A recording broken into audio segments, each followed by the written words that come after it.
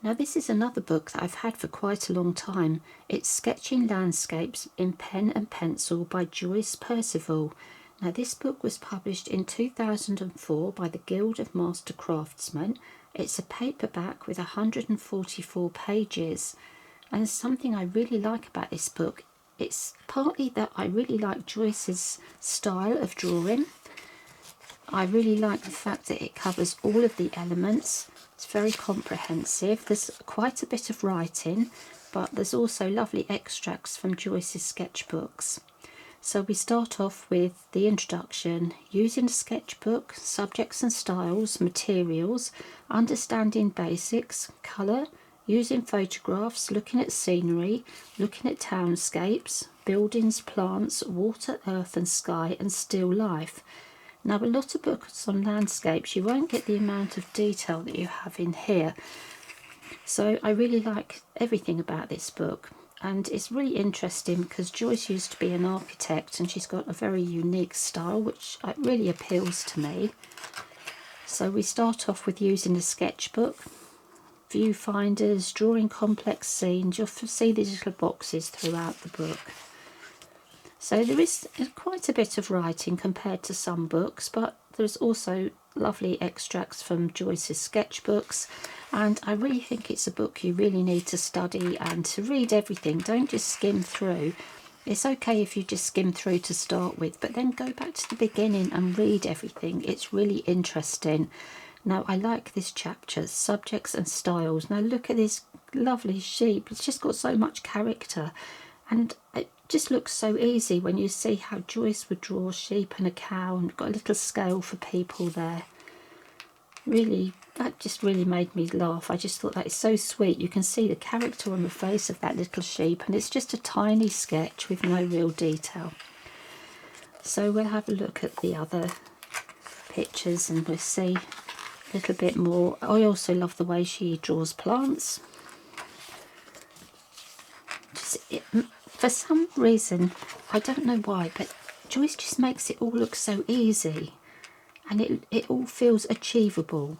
So we have chapter 3, materials, different paper. We've got the different sizes and the weights of paper there, and we've got understanding the basics. I think I might have to flick through a few pages because my fingers are not cooperating today. So we have compositions to avoid. As important as picking your composition is, you might have to know what to avoid as well as what to choose. So we've got perspective there, and you can see with the amount of writing, it's sort of roughly the same as the amount of the space that's taken up by the illustrations, but you can not only read, but you can also see everything very clearly.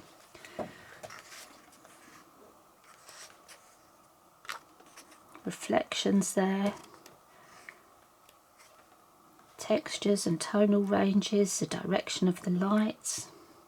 And we move on to colour, pen and wash. Of course I love that, something I really enjoy.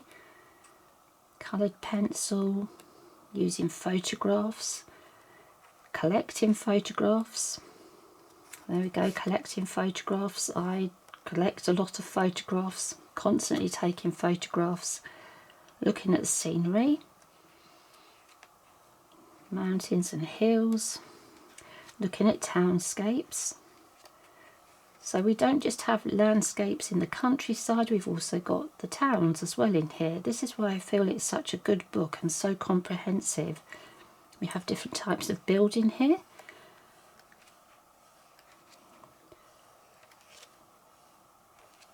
Different types of windows and doors, ornaments, and then this is a lovely section here. We've got plants, we've got trees and plants.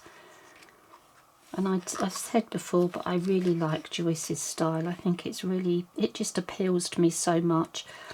We have water, earth and sky.